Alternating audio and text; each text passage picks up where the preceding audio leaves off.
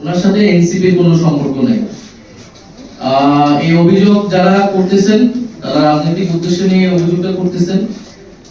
আর দ্বিতীয়ত যে তাকে একটা ট্যাগ দেওয়া হচ্ছে একটা সংগঠনের, এই সংস্কৃতি কিন্তু আমরা আগের আমলে দেখেছি। এটা সিনার আমলে এরকম জঙ্গি হিজবুত তাহরির জায়গা থেকে বলে দিয়েছে। এজাজ সাহেবকে প্রশাসক কিন্তু আজকে দেওয়া হয়নি, বেশ সময় হয়েছে, এবং তখন কিন্তু আমরা এই ধরনের কোনো কথা শুনি না। এখন আমরা দেখতে পাচ্ছি কিছু দল বা কিছু রাজনৈতিক লোক তারা টেন্ডার পাচ্ছে না বা তারা না ধরনের অবৈধ দাবি দেওয়া করতেছে, সেটা সেই সুপারিশ আমলে না নেওয়ায় তার বিরুদ্ধে অভিযোগ করতেছে। ফলে তার বিরুদ্ধে যদি কেউ অভিযোগ করে থাকে সেটি সরকারের আসলে মানে চিন্তা ভাবনা করা উচিত, সেটা তদন্ত করা উচিত, এবং এটা যদি মিথ্যা হয় যারা এই অভিযোগগুলো করছে রাজনৈতিক উদ্দেশ্যে তাদের বিরুদ্ধে আসলে ব্যবস্থা নেওয়া হবে। দেশ জুড়ে তোলপাড় ওয়ালটন ফ্রিজ কিনে আপনিও হয়ে যেতে পারেন মিলেনিয়ার।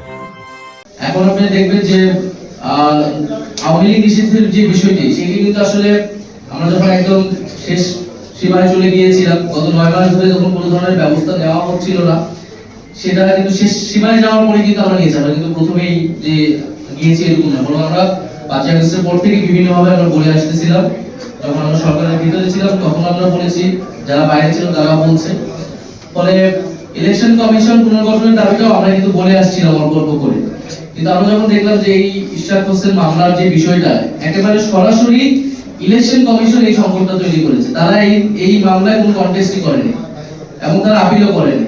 ফলে এটা খুবই স্পষ্ট যে তারা একটা দলের পক্ষ নিচ্ছে, একটা প্রার্থীর পক্ষ নিচ্ছে, এবং এই ধরনের সংকট যে সামনে তো তারা করবে না। এবং এই নির্বাচন কমিশনের উপরে জাতীয় নির্বাচন বা যে কোনো নির্বাচনের উপর আস্থা তো আমরা রাখতে পারছি। ফলে আমরা গণতান্ত্রিকভাবে আমরা দাবি জানাচ্ছি, কালকে ইলেকশন কমিশনের সামনে যাবো, আমরা তাদেরকে দাবি জানাবো। এরপরে আন্দোলনের পরিস্থিতি অনুযায়ী আমাদের দাবিটা যদি কর্ণপাত না করানো হয়, সেই অনুযায়ী আমরা আমাদের দাবি আন্দোলনের তীব্রতা বৃদ্ধি করবো, কিন্তু সেটা আমরা গণতান্ত্রিক উপায়ে করবো। বরং এখন যেটা হচ্ছে, একটা বৃহৎ রাজনৈতিক দল হিসেবে, প্রতিষ্ঠিত দল হিসেবে যেই ম্যাচুরিটি জনগণ তাদের কাছ থেকে আশা করে, তারা কিন্তু সেটা দেখাচ্ছে না।